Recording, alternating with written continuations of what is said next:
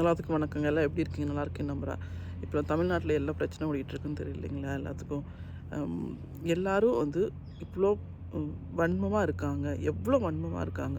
ஒருத்தனை வந்து வரவே கூடாது, வந்துரவே கூடாதுன்னு நெனச்சு என்னென்ன வழி பண்ணணுமோ எல்லாத்தையும் பண்ணிட்டுருக்காங்க. ஒருத்தர் வந்து நான் மக்களுக்கு ஏதாச்சும் பண்றேன், நல்லது பண்றேன் அப்படின்னு முயற்சி பண்ணி வந்துட்டுருக்காரு. அவர் குடும்பம், குழந்தைகள விட்டுட்டு வந்துட்டுருக்காரு. அத வந்து எவ்வளோ இழிவுபடுத்தணும், எவ்வளோ தரக்குறைவா பேசணும், எப்படி தடுக்கணும், எப்படி முன்னேற விடாம பண்ணணுங்கிறது தான் மக்கள் எல்லாம் குறிக்கோளா இருக்காங்க. எவ்வளோ வன்மமா இருக்கு இந்த யூடியூப் திறந்தாவே. எத்தன பேர் எவ்வளோ கேவலமா பேசுறாங்க. மக்கள் எல்லாம் நம்பிக்கை வச்சு ஒருத்தர வந்து தேர்ந்தெடுத்திருக்காங்க. அவங்கள ஒருத்தர் முயற்சி தான் பண்ணி பார்க்கட்டுமே, ஒருத்தர் வந்து தான் பார்க்கட்டுமே. அவர் நல்லது பண்றாரு, கெட்டது பண்றாருன்னு வந்தா தான் தெரியும். அனுபவங்கிறது எப்படி வரும்? பண்ணும்போது தான் தெரியும் வரும். அந்த அனுபவத்தையே குடுக்காம, நீங்க நல்லது பண்ண மாட்டேன், நல்லது பண்ண மாட்டேன் அப்படின்னு சொல்லிட்டே இருந்தா, எப்படி நியாயமா இருக்கும்?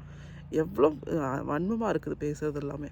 இந்த பாண்டே இவங்கலாம் எவ்வளோ பெரிய ஆளுங்கங்கிறாங்க. ஆனா, அந்த பெரிய ஆளுக்கு தகுந்த மாரி நடந்துக்க மாட்டேங்கிறாங்க. எவ்வளோ கீழ்த்தரமா இறங்கி வரக்கூடாதுன்னு முடிவுலயே இல்ல பண்ணிட்டு இருந்தா, ய கேட்கவே அசிங்கமா இருக்குதுங்க. இவ்வளோ மக்கள் வந்து பணத்துக்கு பின்னாடி இப்படி ஓடிட்டுருக்குறாங்கன்னு சொல்லிட்டு. என்ன ஆகும்னு தெரில. நல்லதே நினைப்போம், நல்லதே நடக்கும். நம்ம எண்ணங்கள், செயல்கள் நல்லா இருந்தா எல்லாம் நல்லது நடக்கும்னு சொல்லுவாங்க இல்லையா? அந்த மாரி தான். நல்லதே நடக்கும். பார்ப்போம்.